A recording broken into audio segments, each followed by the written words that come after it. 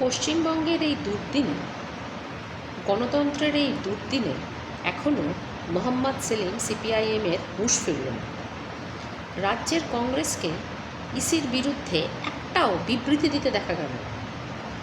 এই যে ইসি 50-এর ওপর আমলাকে সরিয়ে দিচ্ছেন, কার্যত রাষ্ট্রপতি শাসন জারি করছেন পশ্চিমবঙ্গে, জনগণের যে উৎসব ভোট সেটাকে অস্বীকার করে বন্দুকের নলকে ক্ষমতার উৎস হিসেবে প্রতিষ্ঠা করছেন, এখনও পর্যন্ত রাজ্য কংগ্রেস, রাজ্য সিপিএমকে এর বিরুদ্ধে কিছু বলতে শোনা গেল না।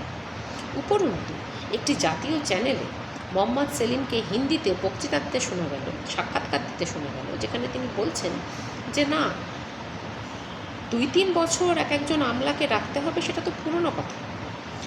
এখন ইসির শুধুমাত্র চিফ সেক্রেটারিকে সরানো ঠিক নয়, ব্লক স্তরের, থানা স্তরের, একেবারে তলার স্তরের সমস্ত পুলিশ এবং আমলাদের নাকি সরানো দরকার।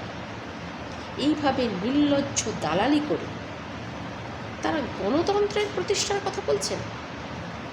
এখন যখন আমরা সাধারণ মানুষ এভাবেই দেখি যে পরিবারের ভেতর নানা রকমের ঝামেলা হয়, ঝগড়া হয়, কিন্তু বাইরের সঙ্গে যখন পরিবারের কেউ মোকাবিলা করে, তখন বলে যে না, এটা আমাদের নিজস্ব ব্যাপার, এই ব্যাপারে তুমি মাথা গলিও না। এটুকু সাধারণ যে নিয়ম, সমাজের যে সাধারণ নিয়ম, সেটাও কি মোহাম্মদ সেলিমদের জানা নেই?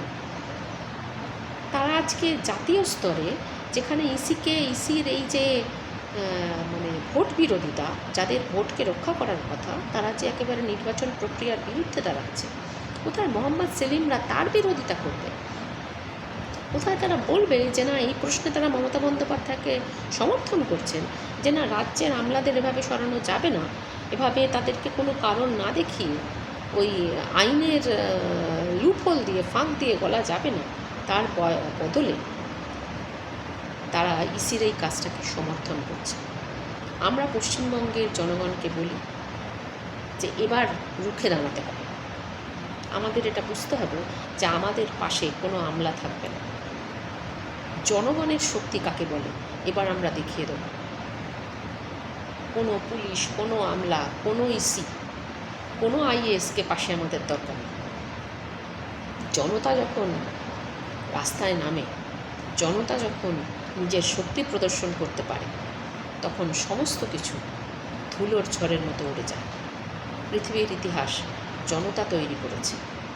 আগামী যে নির্বাচন, সেই নির্বাচনে জনতা দেখিয়ে দেবে যে আমরা কী করতে পারি।